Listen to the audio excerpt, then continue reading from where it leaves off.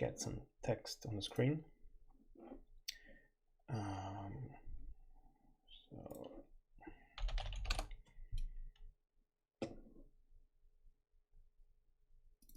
we finally got to long mode in here.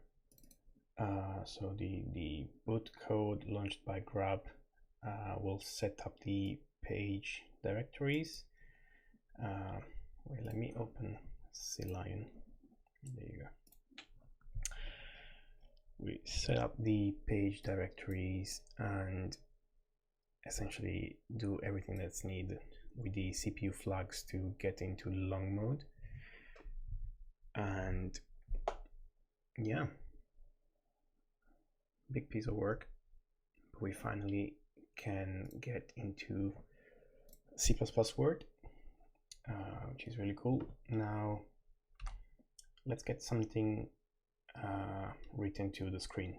So this is an operating system, so we don't get any printf or a cout or anything like that. Everything is completely from scratch. So the graphics memory lives at this memory address, so everything that gets written there is then shown into the screen. So it is every single character in the screen is a 16-bit word, where the first 8 bits are the character and the other 8 bits are the color. So let's do it like this for now. Very quick and dirty, and since we are in high memory, this should do.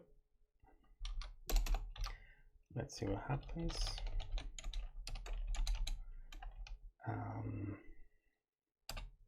Let's say H, and this is the white color. So let's write hello to the screen. Let's build this. Kimu. And there you go. That's hello. Nice. All right, a bit more structured now. Put character, ch. More. Nice. Screen ++ equals character pipe. This times, sorry, left is shifted by 8. So we can now do put char h hello.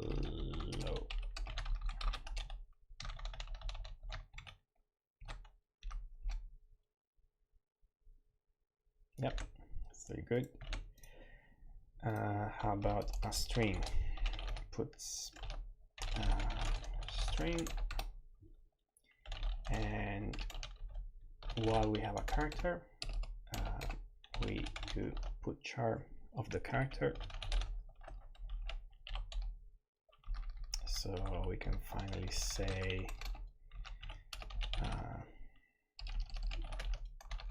hello world.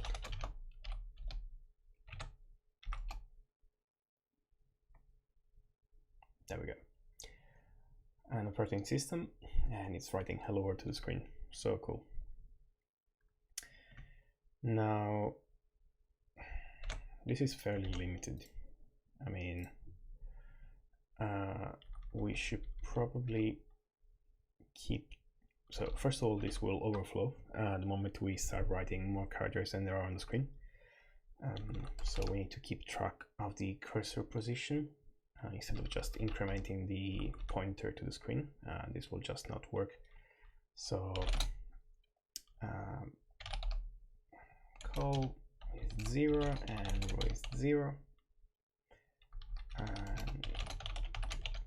and the width of the screen is 80 columns, and the height of the screen is 25 rows. So what we can do is screen with row times width plus column is equal to character with the color attribute. And now we increment the column, but if the column is greater than or equal to 80, column goes back to 0 and row gets incremented.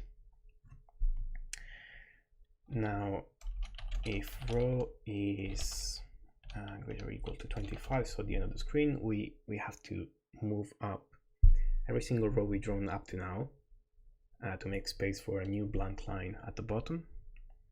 So we could usually use memcopy and memset, but we haven't written those yet, so let's do it by hand. For E that goes from 0 to 80, so we only want to move the first 24 rows, made of 2 bytes each. We will move to I the character in the same column in the following row, and then we have to clear the last line, so screen with I equals just 0, or maybe, yeah, let's leave it a blank color attribute, completely useless, but still working. So let's have an infinite hello world. Ooh. Well, not exactly as I was expecting it. What's going on there? Column plus plus.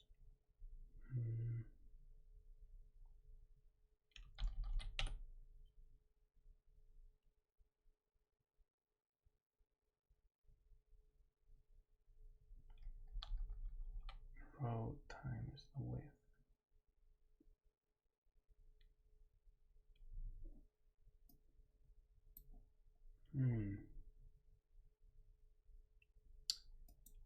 Well, let's use those variables we have. Height width times height minus 1, width and width, and let's only print hello world like 5 times and see what happens.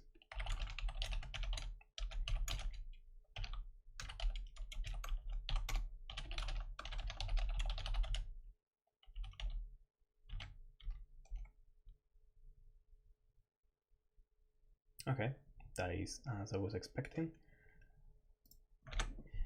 I should probably implement a new line character. So if the character is new line, then just do call equals 0 and row plus plus. Otherwise, behave as expected with regular characters.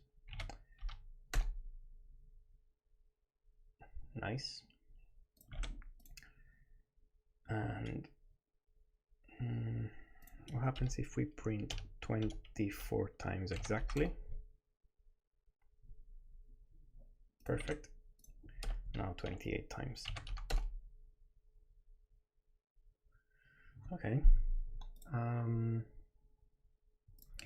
Probably there's no need to multiply by 2 because we're already dealing with 16-bit words, and I suppose this is the problem.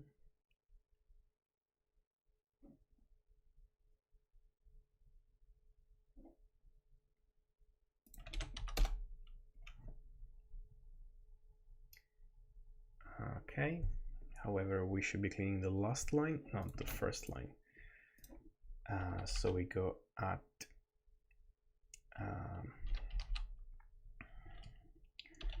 height 1 times width plus I. Oop.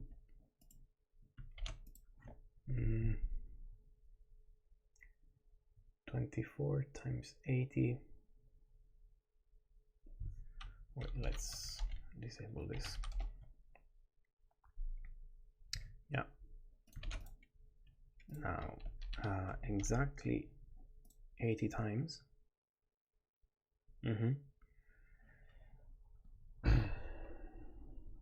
24 times 80 plus I. Why is it cleaning the screen?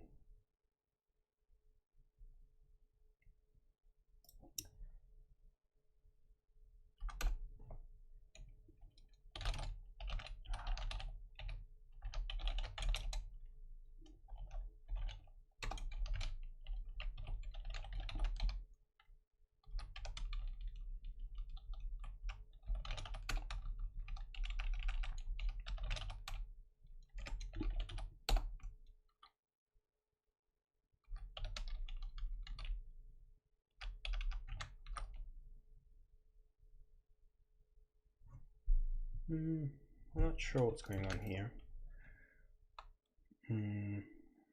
Well, for now, let's leave it like this. This is good enough for some basic debugging, and we can definitely get back to this later. Actually, let's structure this a bit more into that's the source file. So early console.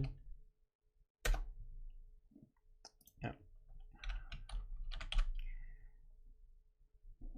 And move all of this in here.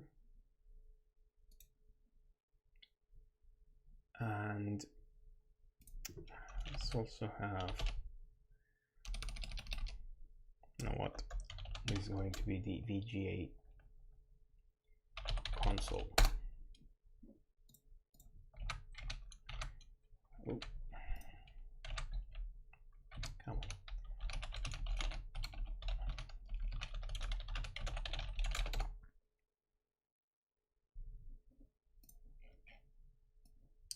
All of this we move as private attributes, and this can be initialized like this.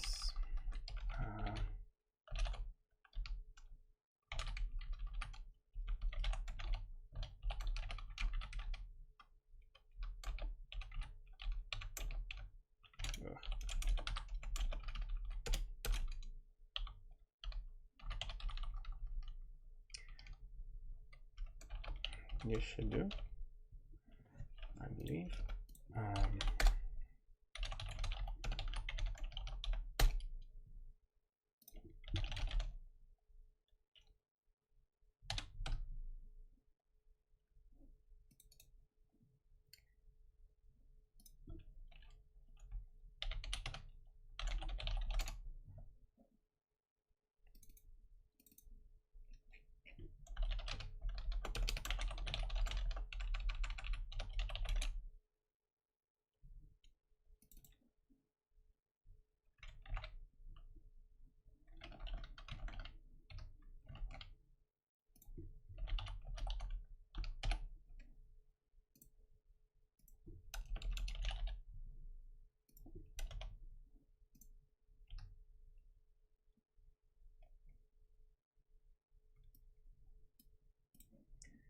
Okay, and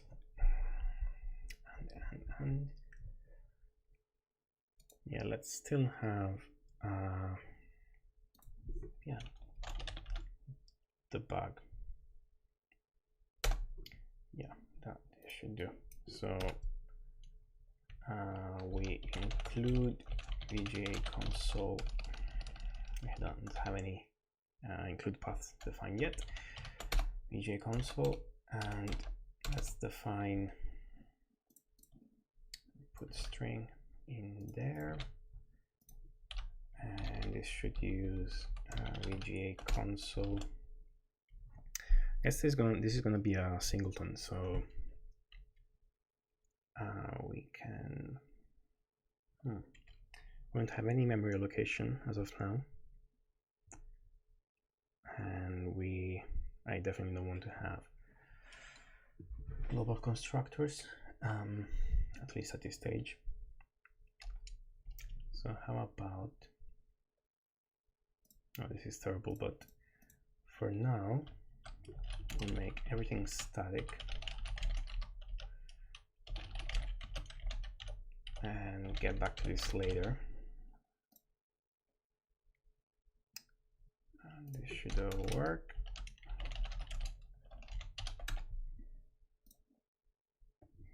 Console.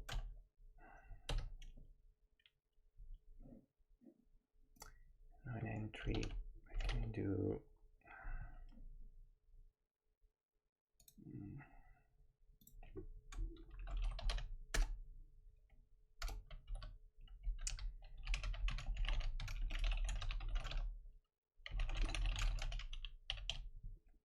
this is going to be used everywhere, so that's why there's a utils file.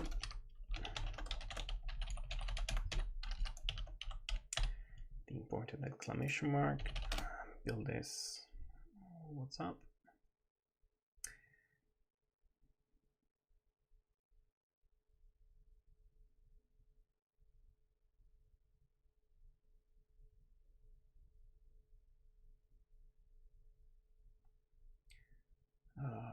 Okay,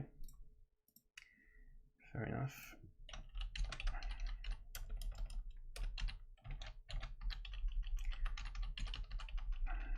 So all of this will work if this class was not static, or with mostly static members. So we have to define all of those in here, which is fine.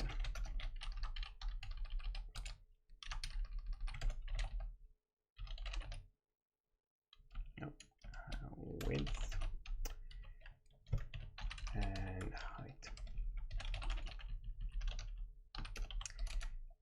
and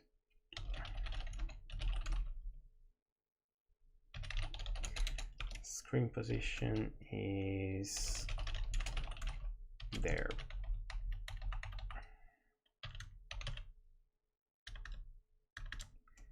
I believe, no, this should be correct. VGA console.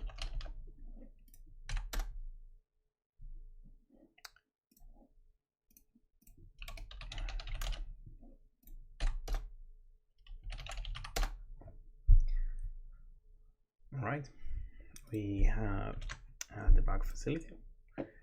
Pretty cool. And what else can we do?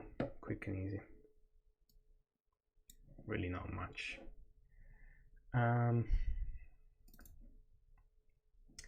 So according to the multi-boot specs, we should be getting a pointer to a very useful header from GRUB that should tell us how much memory do we have, if there's any modules, which one was the boot device, the ID at least, and this is given in EBX. All right, so at boot here, probably here, save the multi-boot header pointer.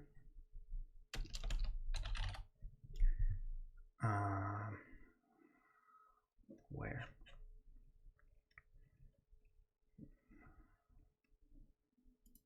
We're gonna be in the BSS. So multi-boot header.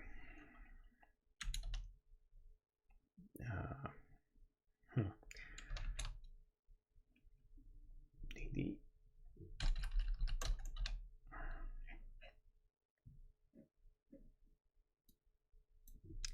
able to put info, to not confuse it with the actual header here.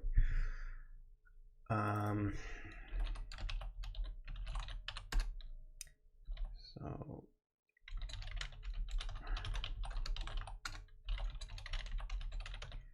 they should do, really. And then once we're calling main, well, entry, we can recover that piece of data. So let's do ECX again. Yeah, that's good.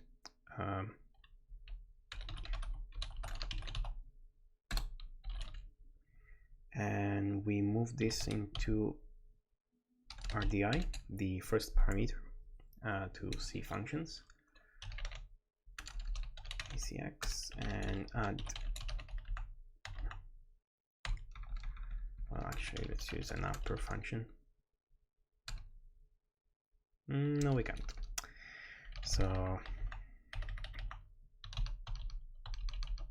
I hate doing this, but now the entry function should have a pointer to the multi-boot info structure.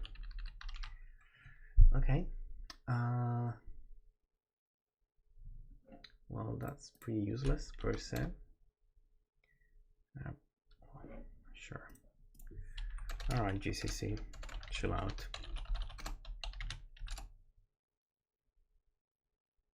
Huh. What's going on? Right, this thing again.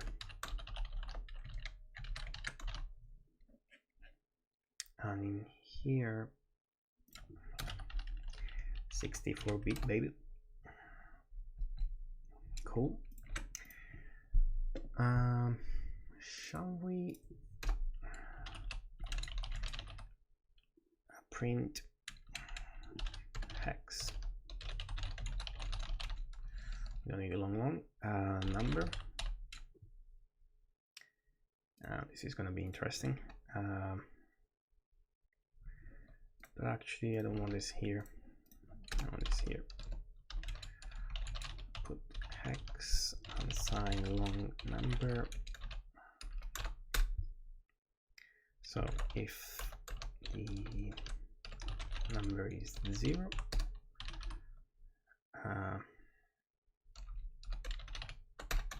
just put 0 and return. Otherwise, well, we need a buffer.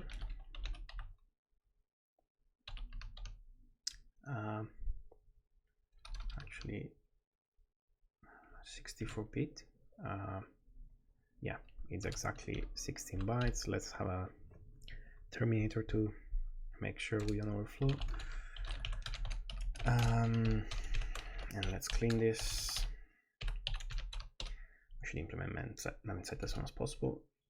So, well, now while number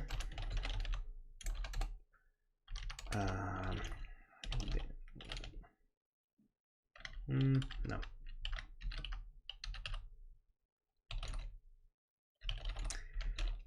Number modulus 16, so the remainder of the number divided by 16, that will be the essentially the first digit of the number or the last digit of the number, depending on which point of view you're using.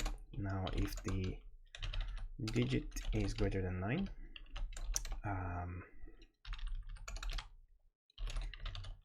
we need a cursor, buff cursor. It's gonna be a plus digit minus 9, else it's gonna go with 0 plus digit. No, that's it. And number gets divided by 16. Now we have the character representation of the number in hexadecimal format, but in reverse. So we need to scroll back this buff array in reverse and print every character one by one. So while car is greater. How do we do this?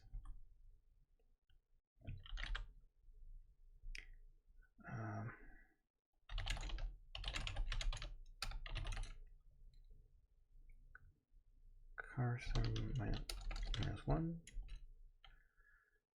I different from 0, I minus. Put char buff with I, and also buff with 0. Maybe this will do.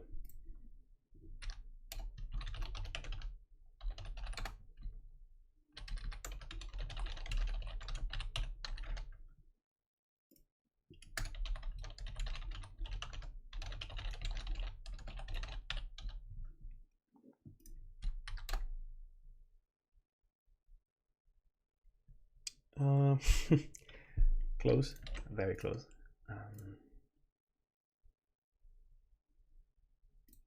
Oops. Just need to decrement by 10. Let's make it more clear. There we go. So that is 2, 4, 6, 8, 2, 4, 6, 8. Perfect. Amazing.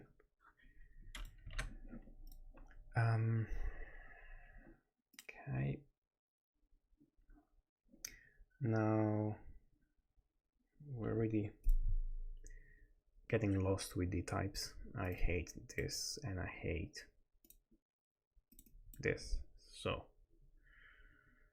let's bootstrap libc.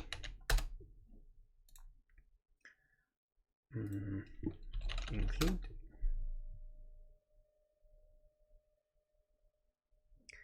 Do we get any standard int with the cross compiler? Not sure, but worth a try. We do. Okay, this makes everything easier. Okay, I will not complain anymore.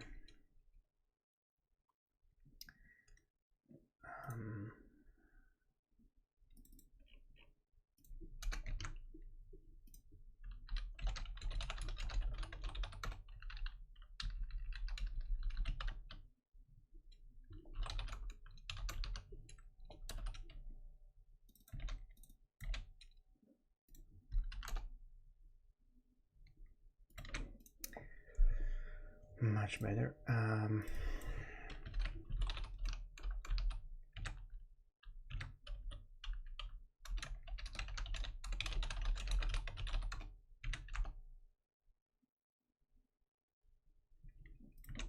All right, so libc can wait. Actually, no, libc shall not wait. Let's build the basic requirements for the GCC compiler. So even when you're building an operating system, you don't have access to the standard C library, but GCC does expect some functions to exist. Specifically, what's needed is memcopy.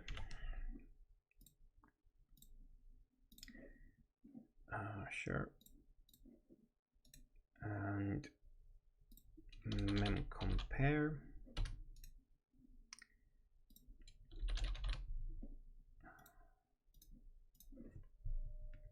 Memset.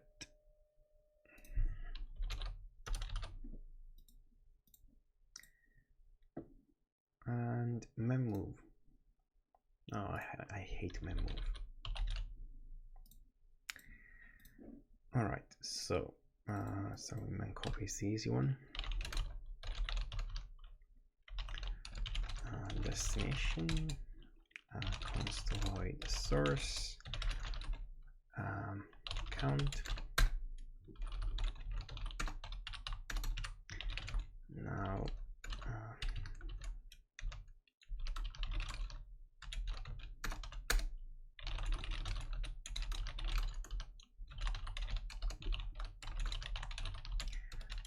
while the count is greater than 0, destination gets source copied, both pointers are incremented, and that should be it pretty much. We just need to include string, which of course we haven't created yet. So string, we can't use pragma here, so let me roll back that.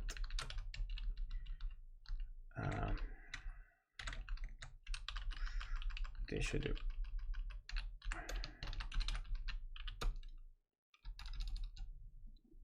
Let's define those 4 functions. Mem copy destination const void source size t count. We have move, which has the exact same signature. Compare and memset. Now memset has value, and memcompare has both memory addresses.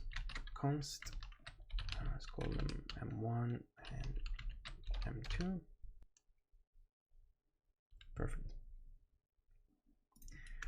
And we need size d.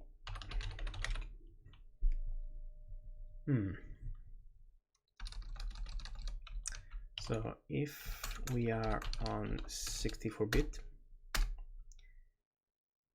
no, actually, GCC should provide us. Yeah, that one. That is a GCC built-in type. Cool, that's all we have to do. So we have mem copy. Let's have mem move.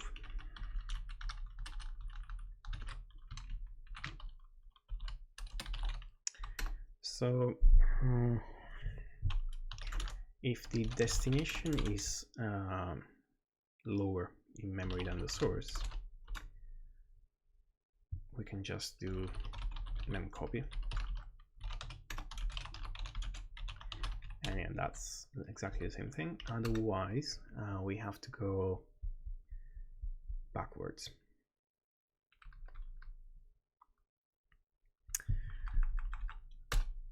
So we can do size t I equals count. I is tricky.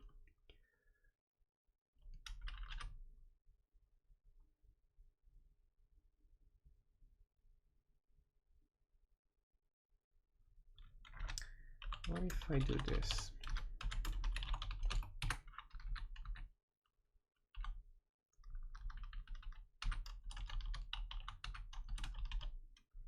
It should work, I believe. So copy backward. Okay, now memset, fairly easy as well. Value size t count.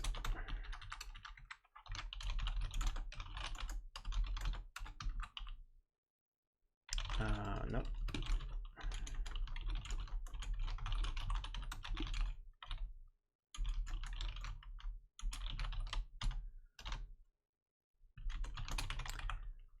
This would otherwise raise a warning.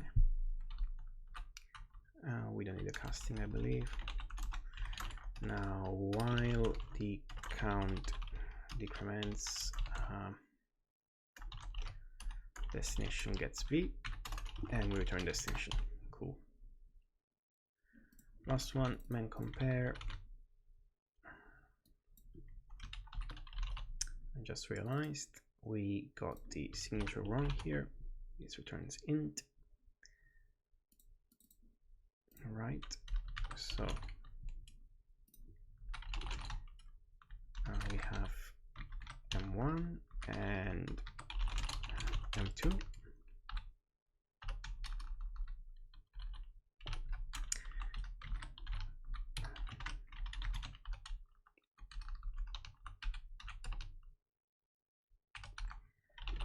Redo this.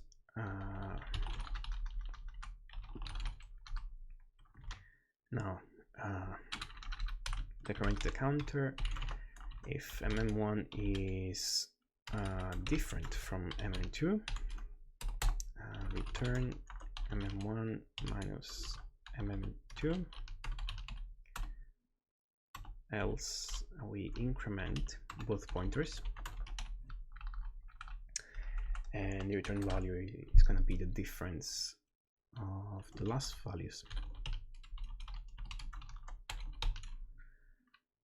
I have a feeling I'm doing something wrong. This sounds too simple. Let's have a make file.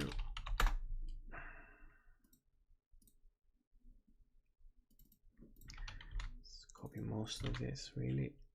Target is going to be libc.a. We are not going to link, but the flags should be the same, although anyway, C flags. I don't think we'll need I'm gonna need any assembly here. Yep. So AR. I don't remember the command for AR to create libraries.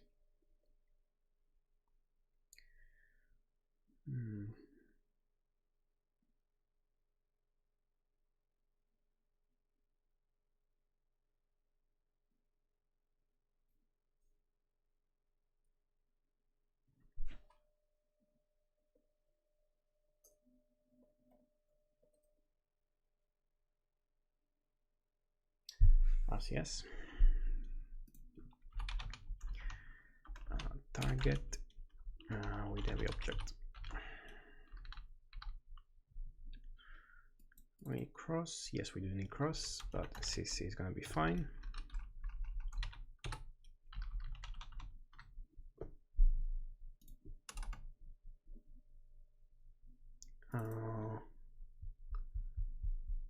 The make file should also compile libc.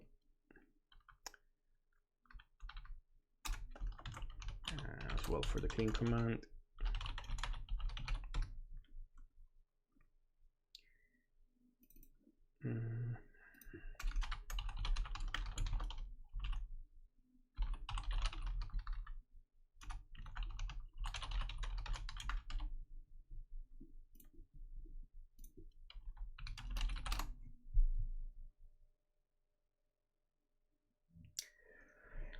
And we're building a library using the source files, which is useless. Okay. Right.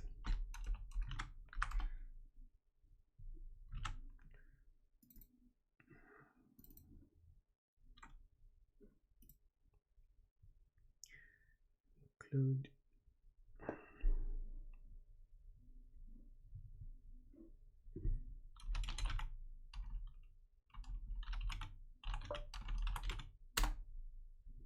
Yeah, it's there.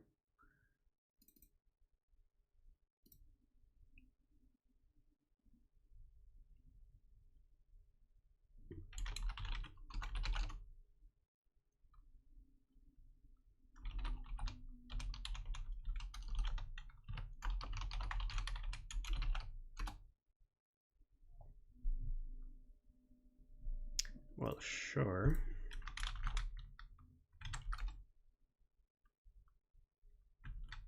But why is that erroring?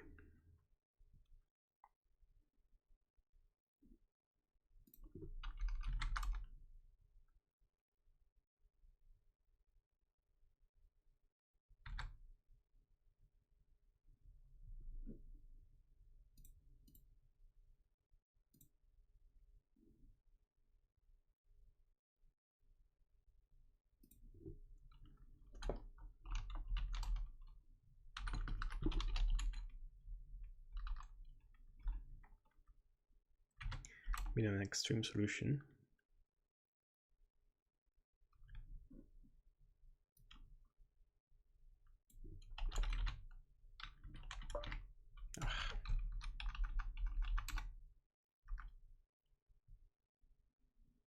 What?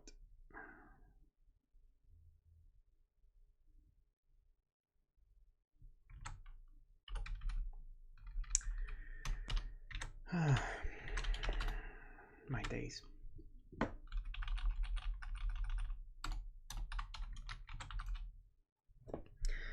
Okay.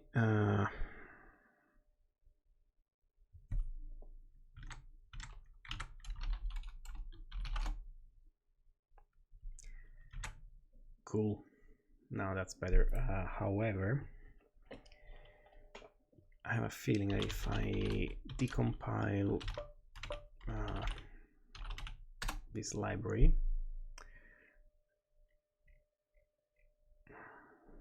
it's not happening yet, but I'm fairly sure that if I compile with O3, so maximum optimization, GCC will try to be smart, breaking everything.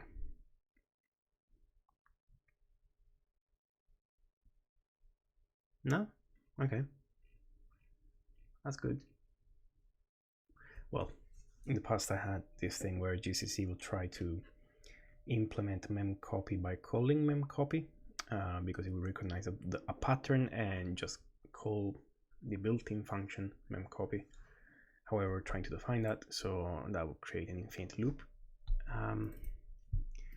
Now in here, in the main makefile, we can first of all add include, and let's do it correctly this time. So this would go libc include,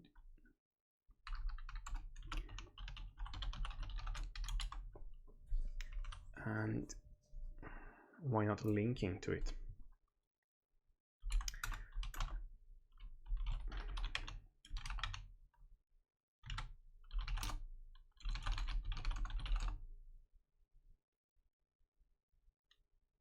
Did this work? It did, but I'd rather have all these link flags. Huh, maybe not. Just in libs at the end.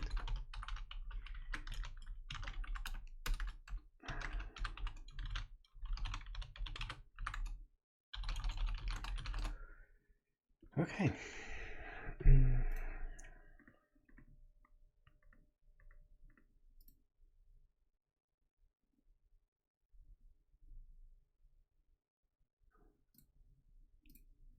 VJ console, we can now replace this with memcopy.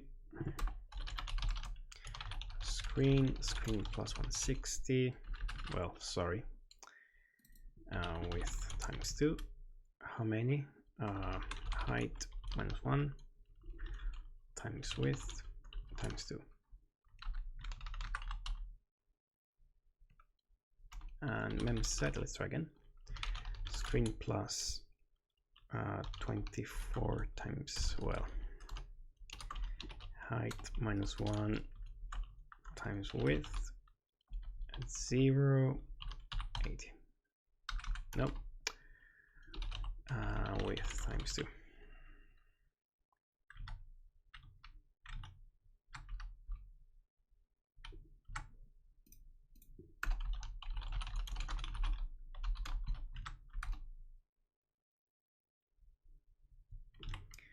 Okay, so we're trying to use a C function which is being compiled as such from a C++ context, and the compiler is mangling the names. So we need to do,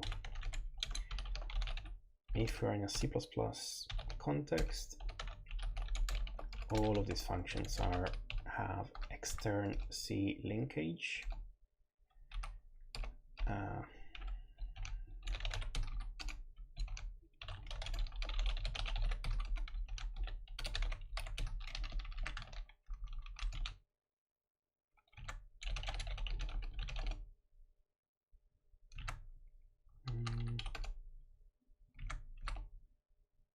What?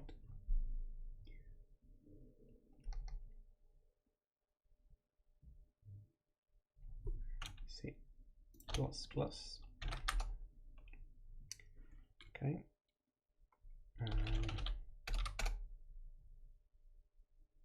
Okay, it's still working. Thank God. What else can we do? It's a bit too early for printf. Well, I guess we'll finish it here. Don't know if anyone has seen this, but if you have, thank you for watching.